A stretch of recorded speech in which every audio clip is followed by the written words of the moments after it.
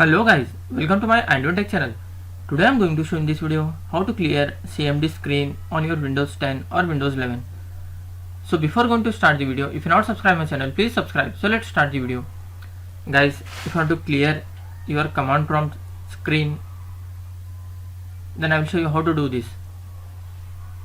You can see I have typed some of the commands. If you don't know how to clear this, you just need to just type CLS and hit enter. You can see all the screen will be cleared. The simple command is just you need to type CLS and you need to hit enter.